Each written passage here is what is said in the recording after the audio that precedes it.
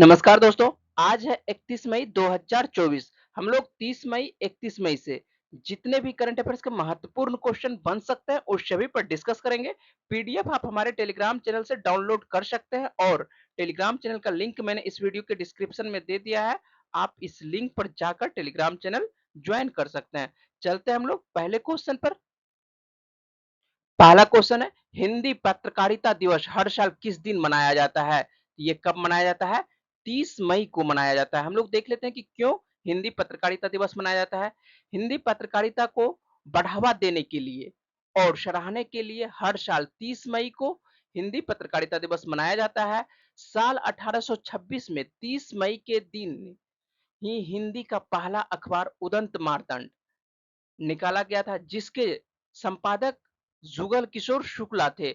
इस पत्रकार के पहली बार छपने के दिन को ही हिंदी पत्रकारिता दिवस का दिन मान लिया गया। इस दिन अखबार का प्रकाशन कलकत्ता के बड़ा बाजार इलाके में हुआ था। यह अखबार साप्ताहिक था और हर मंगलवार के दिन पाठकों तक पहुंचता था। दूसरा क्वेश्चन है, सोनी इंडिया के नए सीईओ कौन नियुक्त हुए हैं? तो कौन नियुक्त हुए हैं? गौरव बनर्जी नियुक्त हुए हैं। सोनी पिक्चर्स नेटवर्क्स इंडिया ने नए सीईओ की घोषणा हो चुकी है। एनपी सिंह अपना पद छोड़ने की घोषणा के बाद डिज्नी स्टार के गौरव बनर्जी ने उनकी जगह ली है। सोनी ने डिज्नी स्टार के गौरव बनर्जी को अपना नया मुख्य कार्यकारी अधिकारी नियुक्त किया है।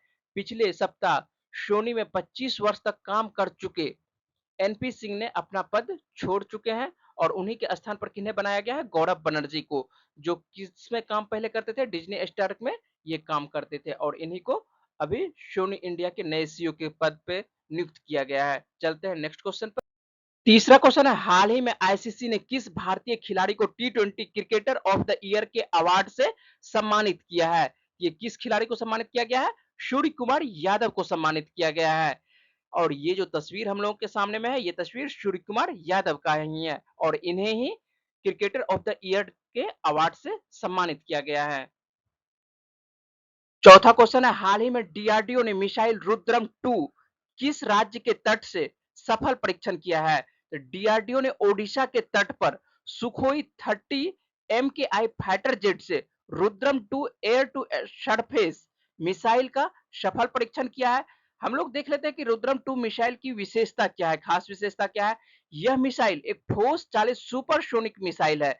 डीआरडीओ के अनुसार रुद्रम 2 मिसाइल 200 किलोग्राम का पेलोड ले जा सकती है और 6,791 किलोमीटर प्रति घंटा मैक में 5.5 मैक की अधिकतम गति प्राप्त कर सकती है। इस मिसाइल को 3 से 15 किलोमीटर की ऊंचाई से प्रक्षेपित किया जा सकता है और इसकी मारक क्षमता हम लोग देखते हैं तो इसकी मारक क्षमता जो है 350 किलोमीटर की है। इस मिसाइल की खास बात यह भी है कि इसे दागे जाने से पहले शत्रु के ठिकानों को मिसाइल की प्रक्षेपण प्रणाली में पहले से ही डाल दिया जाता है और मिसाइल के प्रक्षेपित होने पर इसकी आंतरिक मार्गदर्शन प्रणाली इसे पहले से ही चिन्हित दुश्मन के ठिकानों तक ले जाती है और उसे नष्ट कर देती है। ये जो हम लोगों के सामने में तस्वीर है, ये कौन सी मिसाइल है और कौन सा फाइटर जेट है? ये फाइटर जेट हम लोगों के सामने में दिखाई पड़ रहा है। ये कौन सा फाइटर जेट है? ये सुखोई 30 यही फाइटर जेट है और इसमें जो मिसाइल लगा हुआ है, ये कौन सा मिसाइल लगा हुआ है? ये रुद्रम 2 मिसाइल लगा हुआ है। यहाँ पर इसका सही तस्वीर लिया गया है, देख लीजिए। ये जो है फाइटर जेट में रुद्रम 2 मिसाइल लगा हुआ है, दोनों साइड से लगा हुआ रहता है, ठीक है। और इसी का सफल परीक्षण किया गया है, ओडिशा के तट पर इसका सफल परीक्षण किया गया और हम लोगों के सामने में ये 4 अलग-अलग तस्वीर लिया गया है। यही सुखोई 30 का लिया गया है और किसका? रुद्रम 2 का परीक्षण का ये लिया गया है तस्वीर। चलते हैं हम लोग नेक्स्ट क्वेश्चन पर। पांचवा क्वेश्चन है, हाल ही में आईसीसी की ताजा टी20 रैंकिंग में पहला स्थान किस टीम को मिला है? ये किस टीम को दिया गया है? भारतीय टीम को टी20 रैंकिंग में पहला स्थान मिला है। दूसरा स्थान देखते हैं तो दूसरा स्थान किसको मिला है? ऑस्ट्रेलिया को मिला हुआ है और हाल ही में कल से 1 जून से स्टार्ट हो रहा है कौन सा? टी20 वर्ल्ड कप स्टार्ट हो रहा है। कहां पर स्टार्ट हो रहा है? तो ये आपको वेस्ट इंडीज और अमेरिका में खेला जाएगा वर्ल्ड कप और भारतीय टीम का जो पहला मैच हम लोग देखते हैं तो पहला मैच कब से होगा? 5 जून को भारत का पहला मैच स्टार्ट होगा वर्ल्ड कप में। चलते हैं हम लोग आगे। हम लोगों के सामने में नेक्स्ट क्वेश्चन है, आईआईटी बॉम्बे के साथ किस आईटी कंपनी ने भारत का पहला क्वांटम डायमंड माइक्रोचिप इमेजर बनाने की साझेदारी की है। तो ये कौन सी कंपनी है? आईटी सेवा कंपनी टीसीएस और आईआईटी बॉम्बे भारत का पहला क्वांटम डायमंड माइक्रोचिप इमेजर बनाएंगे। तो ठीक है, किसके किसके द्वारा? आईटी सेवा कंपनी टीसीएस और आईआईटी बॉम्बे, इस दोनों में साझेदार हुआ है। और क्या चीज बनाएंगे? क्वांटम डायमंड माइक्रोचिप इमेजर इनके द्वारा बनाया जाएगा। नेक्स्ट क्वेश्चन है, हाल ही में किन देशों ने फलस्तीन को राष्ट्र के रूप में औपचारिक रूप से मान्यता दी है? ये किसके द्वारा मान्यता दिया गया फलस्तीन को? स्पेन, नॉर्वे और आयरलैंड ने फलस्तीन को देश के रूप में औपचारिक रूप से मान्यता दी है। नेक्स्ट क्वेश्चन हम लोग के सामने में है, भारत की मेजर राधिका सेन को वर्ष 2023 के लिए संयुक्त राष्ट्र किस पुरस्कार से सम्मानित करेगा? तो भारत की जो मेजर राधिका सेन है, इनको लैंगिक सैन्य परोपकार पुरस्कार से सम्मानित किया जाएगा संयुक्त राष्ट्र के द्वारा। तो हम लोग देख लेते हैं राधिका सेन के बारे में थोड़ा सा। भारतीय सेना की मेजर राधिका सेन को साल 2023 के लिए संयुक्त राष्ट्र का मिलिट्री जेंडर एडवोकेट सम्मान दिया गया है। संयुक्त राष्ट्र के शांति बनाए रखने वाले ऑपरेशन में लैंगिक समानता और महिला सशक्तिकरण को बढ़ावा देने के लिए उन्हें यह पुरस्कार दिया गया है।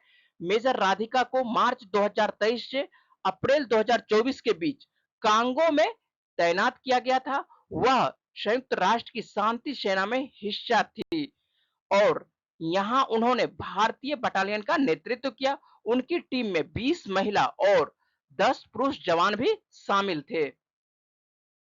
नेक्स्ट क्वेश्चन है, किस कंपनी ने भारत का पहला हरित हाइड्रोजन संयंत्र चालू किया है? तो ये किस कंपनी के द्वारा चालू किया गया है? गेल कंपनी के द्वारा चालू किया गया है।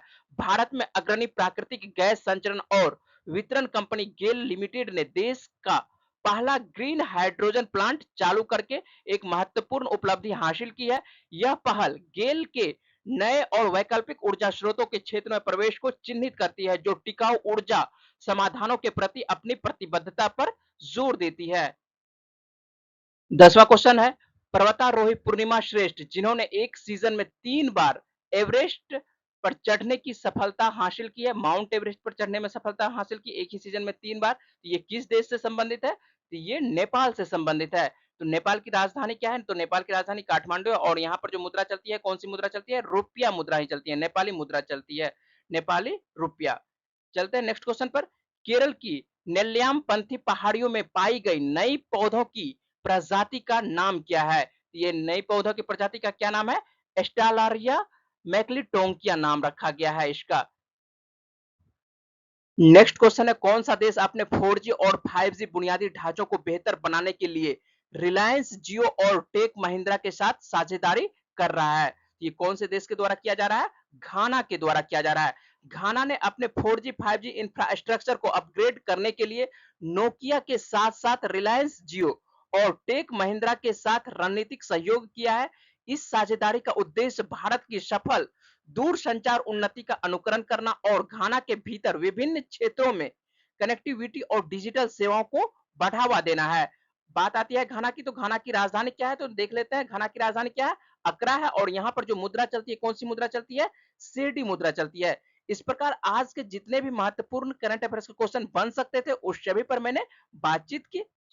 इसी तरह के डेली करंट अफेयर्स और जीएस संबंधित जानकारी के लिए मेरे चैनल को सब्सक्राइब और लाइक करें। पीडीएफ के लिए आप मेरे टेलीग्राम चैनल से जुड़ सकते हैं और यहां से डाउनलोड कर सकते हैं। इसका लिंक मैंने डिस्क्रिप्शन में दे दिया है। मेरे से जुड़ने के लिए आप सभी का धन्यवाद। नमस्कार।